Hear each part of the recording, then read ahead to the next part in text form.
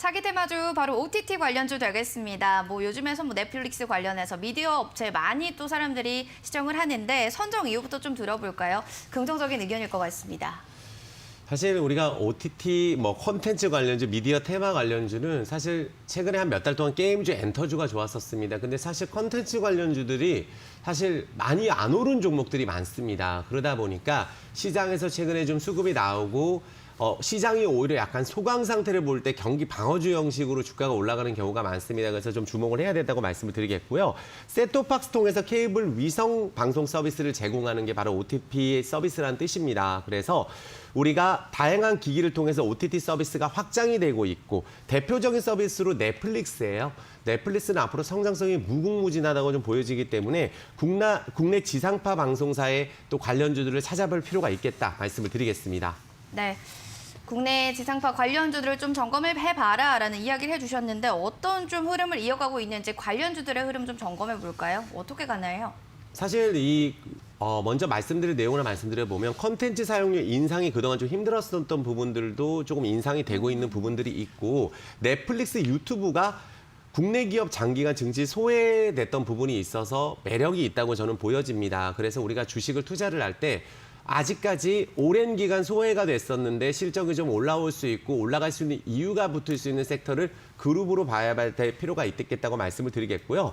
또 정부에서 2022년까지 국내 미디어 시장의 규모를 17조 규모에서 2014년에서는 17조 규모에서 18년 46조로 2.7배가 커진 상황이고 또 더 이거를 크게 하기 위한 공약을 또 이야기한 만큼 주가가 상승할 수 있는 내용들은 무궁무진하다고 말씀을 드리면서 또 K드라마 같은 경우가 수출 확대가 되면서 해외 판권이 증가되면서 환경을 우리가 극복하는 열쇠가 될 수 있는 종목들을 지금부터 찾아볼 필요가 있겠다 말씀을 드리겠습니다. 네, 아무래도 넷플릭스, 유튜브의 돌풍 속에서 OTT 관련주들의 저평가 매력이 좀 부각이 되는 것 같습니다. 관련주 흐름 점검 좀 도와주시죠. 네, 일단 우리가 관련주라고 했을 경우에 좀 여러 종류가 있지만 관심주를 한번 말씀드려볼 수 있도록 하겠습니다.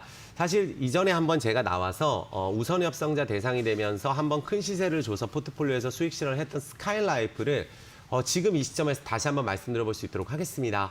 자, 스카이라이프 일단 모르시는 분들은 없으세요. 저도 사실 위성통신, 케이블 방송은 스카이라이프를 하고 있는데 너무나 사실 저평가가 심한 상황이고 주가가 그동안 장기 소외된 부분들이 있습니다. 근데 이제 우리가 우선 협상자 대상 이제 현대 HCN을 인수를 하는 계약을 체결했고 지금 본 계약도 잘 마무리가 됐었던 부분이 있어서 앞으로 이제 점유율 자체가 1위로 올라서는 그야말로 이제 독점 기업이 될 수 있는 발판을 마련했고 예전에만 하더라도 이런 부분들이 반대가 많았습니다. 하지만 이제 통과가 됐고 이제 KT그룹 계열입니다. 스카이라이프는 IPTV 위성방송으로 이어지는 미디어 플랫폼 삼각구도가 완성이 되면서 유료 방송 시장 점유율이 지난 2분기 35.9%로 부동의 1위를 기록하고 있는 기업이 스카이라이프다.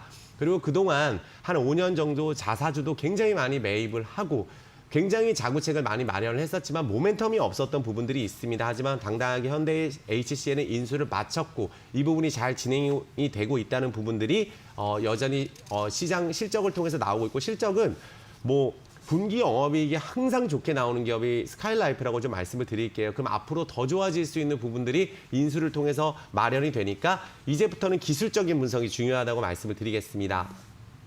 네. 현대 HCN과 또 인수를 한 후에는 실적도 좋다고 합니다. 이후에 또 4분기까지도 기대를 해볼 만할 것 같은데요. 전략을 좀 잡아보겠습니다. 어떻게 잡고 가는 게 좋을까요?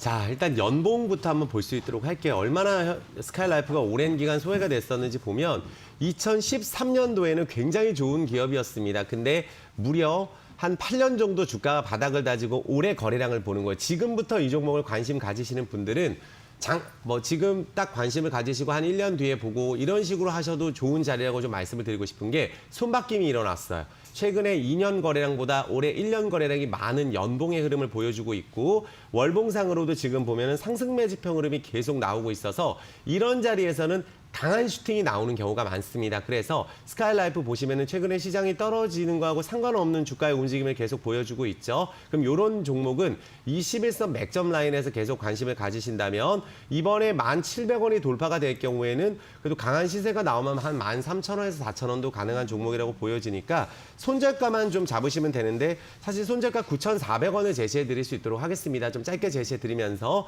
지금 모멘텀이 붙은 상황이니까 지금도 괜찮다고 말씀을 드리겠습니다. 네.